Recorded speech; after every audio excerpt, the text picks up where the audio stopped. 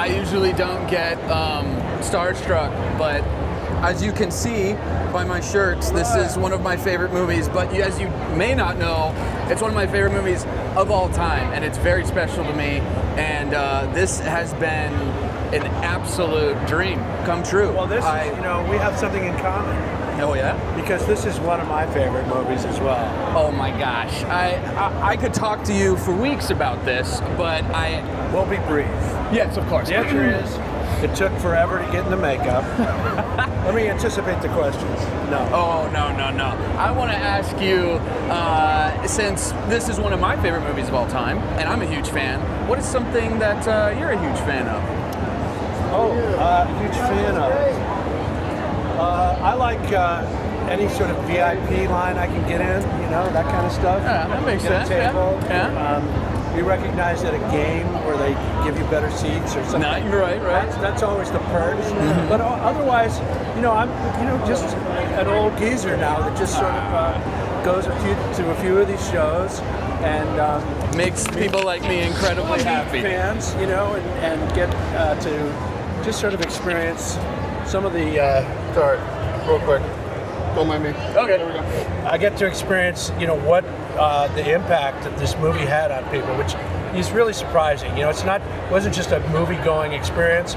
I mean, it changed some people's lives in a way of wanting to be involved in makeup or special effects, or they just were introduced to the horror genre. Yeah. This is one of the first films they saw. So that's kind of one of the benefits of attending these shows and meeting people. Oh yeah, and I gotta say just about the movie, it's one of the very few horror movies with comedy in it that I really like, because it's not done in like you're waiting for the punchline. It's so effortless and it's hilarious, but then it's also shocking. The practical effects, of course, still one of the greatest scenes in cinema, I think, for just pure shock, incredible value, and I will never forget that scene. Rick Baker and John Landis, who had worked together previously when they were both, up-and-coming filmmakers and special effects masters. Mm-hmm. And so they finally got a chance to do the film that John had written when he was only 21 years old.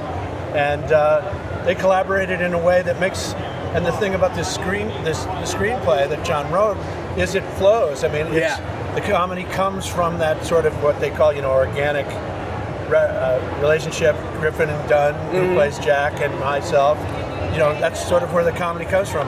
People that have friends that they've had for years know what that relationship's like. It's natural. Yeah. The chemistry just flows. You don't have to act. You don't have to try. I love that. No, I was watching a comedy podcast recently where the guy was saying the easiest thing in the world is actors. He says jugglers are above actors. And I was going like, do I want to watch this?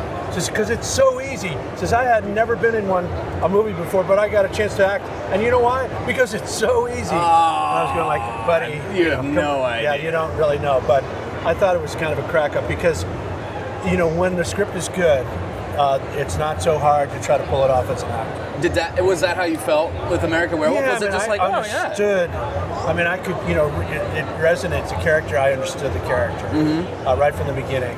And, we shot the movie from the beginning, and the very first scenes are the first day of shooting for us, which sort of lets you get into and sort of ease into the roles, which only was a coincidence because of the scheduling.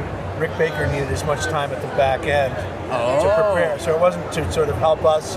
It was just the way the schedule was, is to give Rick Baker as much time as it took for him to prepare for when the makeup needed to be used. So, but overall, it was just a wonderful experience. John Landis is a fun guy to work with.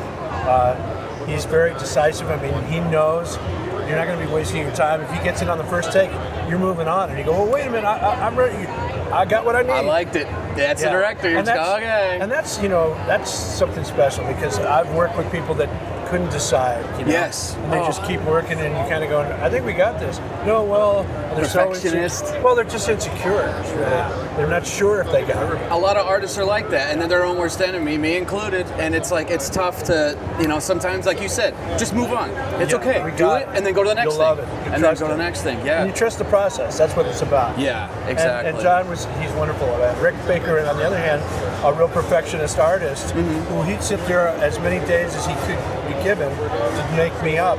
Finally go, Rick, I think we're there. He goes, no, not yet. And after every take, and there weren't that many takes, he'd come over and spend another 20 minutes going. And you're going, dude. Yeah, I know.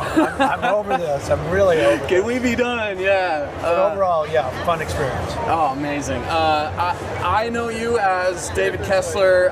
My mom, as soon as I said, oh my God, Mom, David Naughton's going to be here. Hopefully I can meet him. And she goes, oh my God, the cute Dr. Pepper guy. Oh, yeah. And she has just not stopped talking about it. So the fact that she's going to see this, it just makes my whole trip. So fantastic. Say hi to your mom. I hope she's a pepper. Oh, yeah. Once a pepper, always a pepper. Man, I just thank you. Absolute pleasure. Thank you so bud. much.